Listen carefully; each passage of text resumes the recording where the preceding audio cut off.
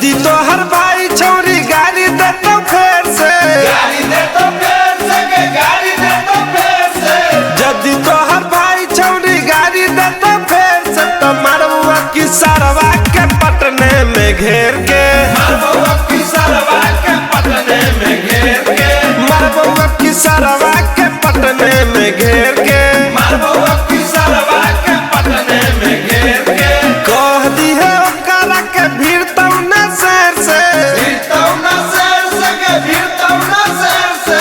कह दी है ओकरा के भीड़ तौ न शेर से मारबुआ की सरवा के नवतपुर में घेर के मारबुआ की सरवा के नवतपुर में घेर के मारबुआ की सरवा के नवतपुर में घेर के मारबुआ की सरवा के नवतपुर में घेर के मारबुआ की सरवा के नवतपुर में घेर के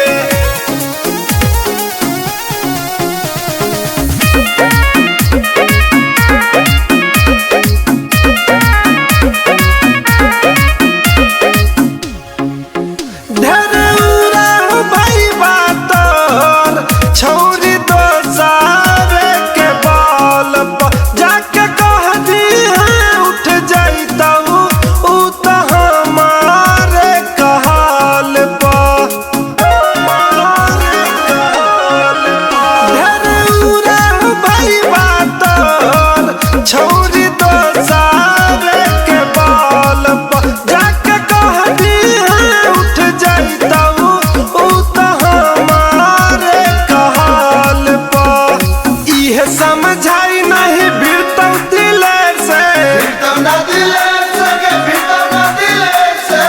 इहे समझाई नहीं भिड़तौ दिलेर से मारबुआ की सरवा के विक्रम में घेर के मारबुआ की सरवा के विक्रम में घेर के मारबुआ की सरवा के पीटा में घेर के मारबुआ की सरवा के पीटा में घेर के मारबुआ की सरवा के नवतपुर में घेर के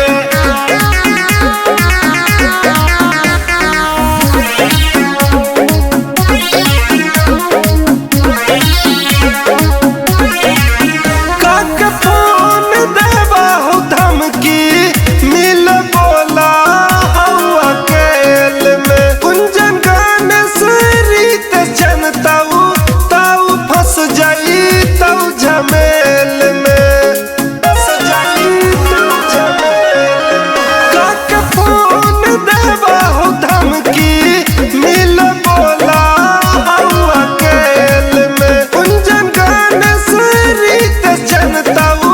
ताऊ फंस जाई ताऊ झमेल में मोहित आलोक बात कहा हो फेर से रोशन आलोक बात कहा हो फेर से मारबुआ की सरवा के पालीगंज में घेर के